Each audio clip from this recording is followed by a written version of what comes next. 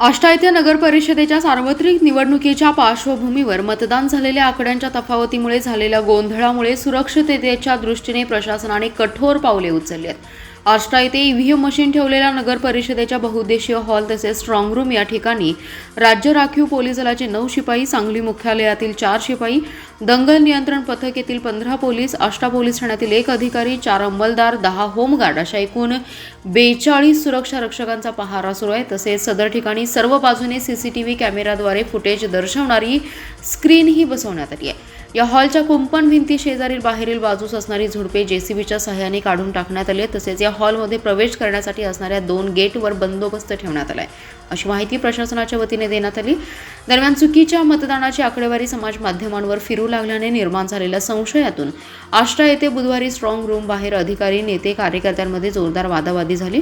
Strong room बाहेर 24 तास CCTV तैनात करा, प्रत्येक उमेदवाराचा एक प्रतिनिधी स्ट्रॉंग रूम बाहेर नियुक्त करा, या भागात जॅमेर बसवा अशी मागणी करण्यात आली। दरम्यान चुकीची माहिती समाज माध्यमात पसरवणाऱ्यांवर कारवाई केली जाईल असं उपविभागीय अधिकारी श्रीनिवास अर्जुन यांनी सांगितलं।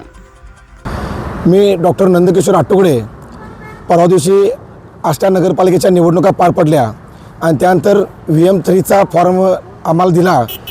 त्यानंतर सकाळी 10 वाजता सदर मतदानामध्ये मतदाराचा आकडेवारी 2,500 ते 3,000 जास्त झाल्याचं आम्हाला समजलं।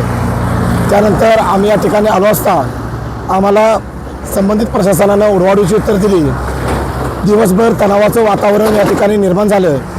त्यानंतर आदरणीय जयंत पाटील साहेब या ठिकाणी आले आणि त्यांनी त्या प्रकरणावरती सांगितलं की ही चुकीची आकडेवारी संबंधित अधिकाऱ्यांच्याकडून दिली गेली होती आणि त्यामुळं ही संभ्रमावस्था निर्माण झाली।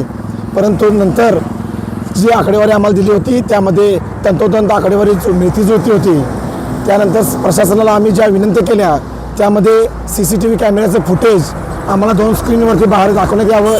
त्यातली एक स्क्रीन आता लावलेली आहे, दुसरी स्क्रीन या ठिकाणी गेटजवळ लावत आहेत।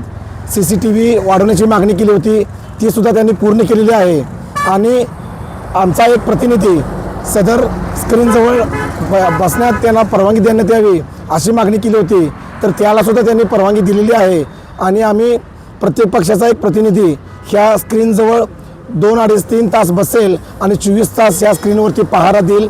त्यामुळं संबंधित प्रशासनाने केलेल्या सहकार्याबद्दल आम्ही पूर्णतः समाधानी आहोत आणि झालेला कालचा प्रकार यावरती पूर्णपणे पडदा पडलेला आहे।